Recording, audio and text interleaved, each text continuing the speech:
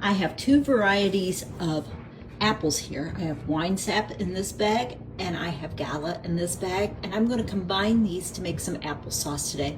And I'm going to get them in the sink and wash them.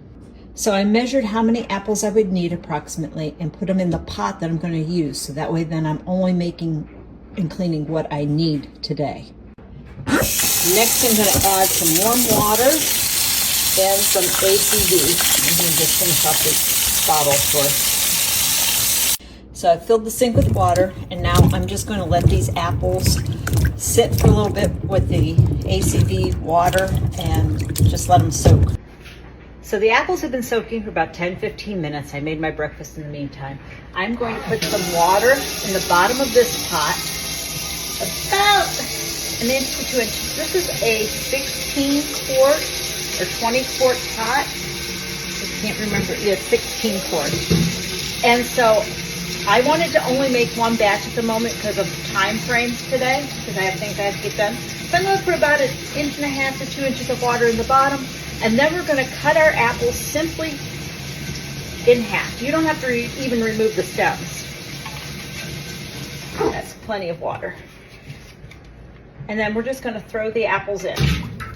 No big deal.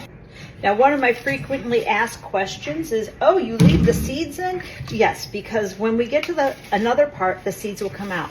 There is cyanide in the seeds, but it's such a minuscule amount that whatever might leak into the applesauce is not going to harm anyone. And even if you eat a seed, your body won't digest it, so the cyanide will not be released. So you do not have to fear the apple seeds at all. There's a lot of false teachings out there, and look it up on Google yourself if you want to know. Oh, and if you come across any bad spots like these, you do want to remove them before you put them into the applesauce. Now, bad spots do need to go, but that's the only thing that you need to be aware of. We're just gonna put all of these in there.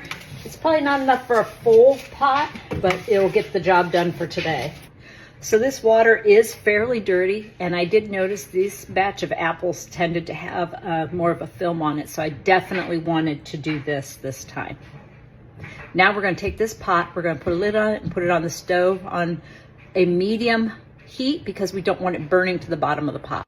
I'm also adding cinnamon sticks and some cloves directly to this. Normally I use the cinnamon at the end, but this time I'm really liking the cinnamon infused during the process. So we're going to give this a try. Now you want to make sure you keep your apples for your applesauce completely covered, because it's the steam that's going to cook them down. You can see the steam starting to form on this. And so we're going to keep it covered, and you can hear it's boiling down here. So we're going to leave this be. So now I'm going to stir this with my really long spoon. You can see there's a lot of liquid up high in this, and I want to get that cinnamon stick into the liquid. That way then it blends the flavors better.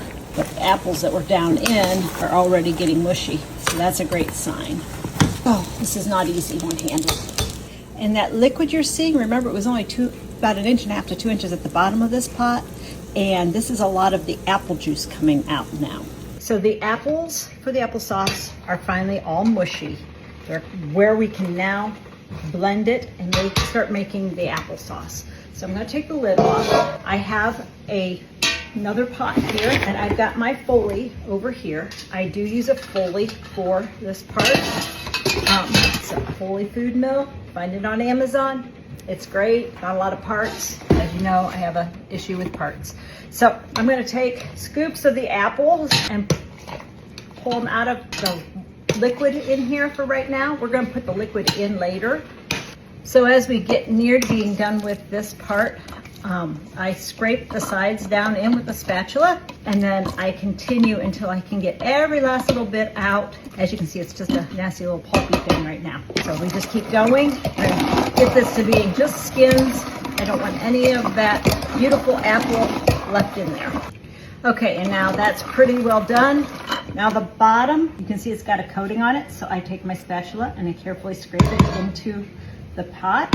Now this looks a little on the dry side, which is fine. And then I'm just gonna dump this. I have a chicken bucket on the floor because I brought in a 5-gallon bucket. So we're at the last little bit that we need to do, and it's a lot of liquid this time. And I did have to go through a second bowl. And I don't know if I'm gonna get it all in this pot initially, because we are going to cook it down again on the stove, and we're gonna add our sugar at that point.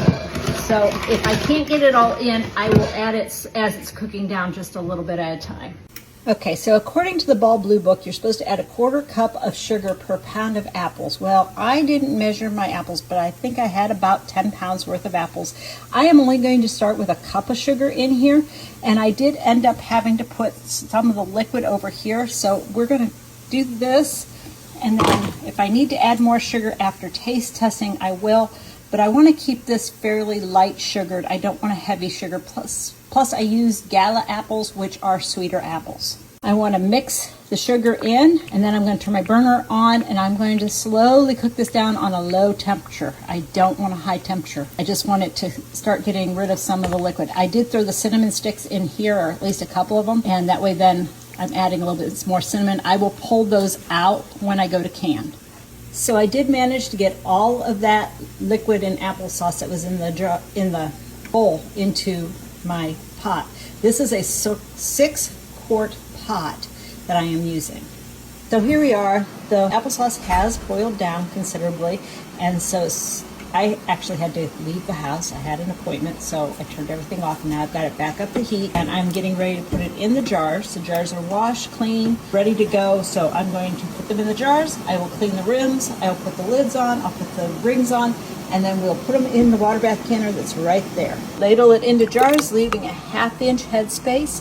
I am doing pints, but both pints and quarts will go into the water bath canner for 20 minutes. So make sure you wipe your rims really good, because you want to make sure all that little applesauce is off the edges.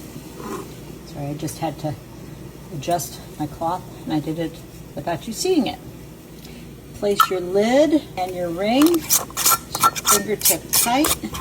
Now I have a basket that keeps my jars from being on the bottom, so I'm going to place my jars into my basket, and then I will lower the basket into the boiling water. Since I have 14 jars total, I'm doing 7 for 20 minutes, and then I'll do 7 more for 20 minutes.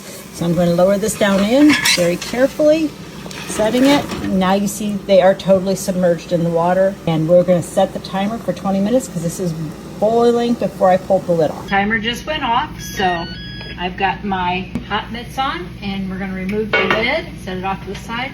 And I'm going to pull that basket out of the boiling water, and now I've got my holders that I'm going to pull my applesauce out with. Now, I did 1/2 pint because that was just the last little bit. And then, oh, you can already hear it popping. That's a great sound. So I did 7 jars this time, and you pull them out one at a time, and I let them cool overnight definitively, so that way then they're nice and cool, and the lids will start popping here. And I've still got another batch of 7 to put down, but that's music to your ear. This is Kelly signing off from Yellowknife Homestead. Here, you can see the jars now. See the jars? Have a great day.